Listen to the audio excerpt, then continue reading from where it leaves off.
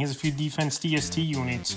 I have his sleepers this week. The first one, the Cincinnati Bengals. So the Cincinnati Bengals, I know their defense hasn't been good this season, but it's actually been a little bit better over the last month of the season since Joe Burrow's been back in the lineup. And this week versus the rookie Quentin Ewers, there's a possibility they could go out there and have a good game in Cincinnati. And the Dolphins do give up the 10th most fantasy points to DSTs on the season. The last few weeks for this team, week 13 in Baltimore, 14 points allowed, 3 sacks and interception, 3 fumble recoveries. Week 14 in Buffalo, 33 points allowed, 3 sacks and fumble recovery. In week 15 versus Baltimore, 18 points allowed, 4 sacks and interception. So the points per game are going down a little bit. They're giving up is the Cincinnati Bengal team. Like I said, with Quinn Ewers in there quarterback, they could definitely be a setback for this Dolphin offense where they make them one-dimensional and make Ewers try to beat them instead of Devon Achane. I think Cincinnati as a deep sleeper option, just playing off the matchup with the rookie quarterback in there.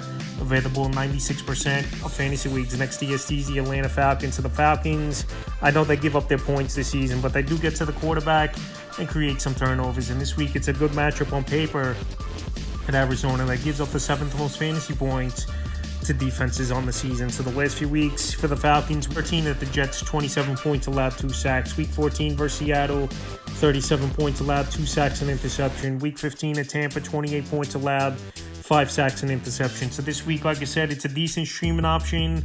It's this Atlanta Falcon team, but they're going to give up their points. And we know this Arizona Cardinal team puts points on the board every game. Even though it seems like they're getting blown out every game, they're still scoring points. And Brissett and McBride have been top fantasy scorers at their position. So this week, Atlanta has a streaming option going on the road. I think they'll get to Brissett a couple times where he takes his share sacks and turns the football over. And they're out there in 75% of fantasy leagues. And the final DSTs, the New York Jets. I know this Jet defense, they're depleted with all the trades. Obviously, trading Quinn. We see trading Sauce Gardner, Quinn Williams, away of Michael Carter off the defense at the trade deadline. But this week on paper, a good matchup at the Saints that give up the 3rd most fantasy points to DSTs on the season. So the Jets are out there 92% of fantasy leagues. And this could be a grinded out, low scoring game between these two teams. Week 13 versus Atlanta, 24 points allowed, 2 sacks, a fumble recovery. Week 14 versus Miami, 34 points allowed, a sack, a return touchdown. In week 15, they got blown out in that one, 48 points allowed at Jacksonville, a fumble recovery in that one. But like I said, they're just playing off the matchup. Still a deep league sleeper option they are at the Saints. And like I said, the Saints got the rookie quarterback Tyler Shuck in there, down to their 3rd string running back with Kamara and Devin Neal are going to be out in this ball game. And also the Von Vele is out, so their offense is banged up.